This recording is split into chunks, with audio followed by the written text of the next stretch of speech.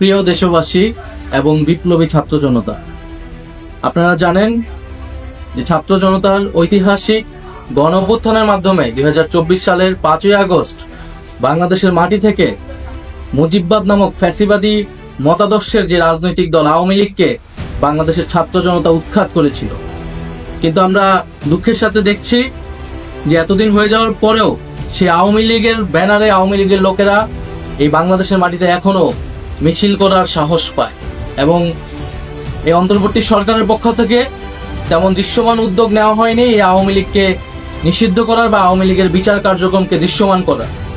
আমরা 5ই আগস্টের পর থেকে ছাত্র জনতা বলে আসছি যে আওয়ামী লীগ কোনোভাবেই বাংলাদেশের মাটিতে রাজনীতি করার নৈতিক কোনো অধিকার রাখে না এবং তার আইনি বন্দোবস্তও করতে হবে।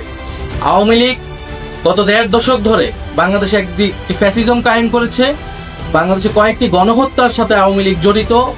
আমরা জানি পিলখানা হত্যাকাণ্ড থেকে শুরু করে হেফাজতের শাপলা হত্যাকাণ্ড, মোদী বিরোধী আন্দোলনের হত্যাকাণ্ড এবং সর্বশেষ জুলাই আন্দোলনের হত্যাকাণ্ড।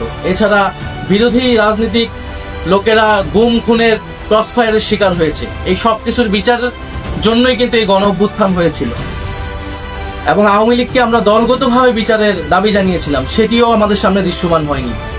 ফলে আমরা আবারও রাজপথে নামতেছি, আবারও বলতে চাই যে আওয়ামী লীগকে দলগতভাবে বিচার কার্যক্রমে আওতায় আনতে হবে এবং আওয়ামী লীগের যত অঙ্গ সংগঠন আছে তাদেরকে নিষিদ্ধ করতে হবে। অলরেডি ছাত্রলীগকে নিষিদ্ধ করা হয়েছে, যুবলীগ সহ অন্যান্য অঙ্গ সংগঠনকে নিষিদ্ধ করতে হবে।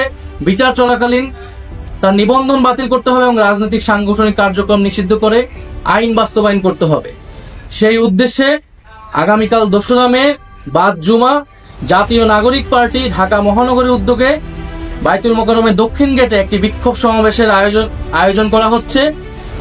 আপনারা দলে দলে সেই বিক্ষোভ সমাবেশে যোগদান করুন এবং গণ অভ্যুত্থানের যে আমাদের প্রতিশ্রুতি ছিল যে একটি ফ্যাসিস্ট মুক্ত বাংলাদেশ তৈরি করা, ফ্যাসিজমকে আর কখনোই বাংলার মাটিতে জায়গা করতে না দেওয়া এবং আওয়ামী লীগের যে গণহত্যা যে অপরাধ তারা করেছে সেই সকল কিছুর বিচার নিশ্চিত করা, এই সব কিছু আমাদের জুলাই আন্দোলনের প্রতিশ্রুতি এবং আমাদের শহীদদের প্রতি আমাদের প্রতিশ্রুতি। সেই প্রতিশ্রুতি রক্ষার্থে আগামীকাল দেখা হবে বিক্ষোভ সমাবেশে। ইনকিলাব জিন্দাবাদ।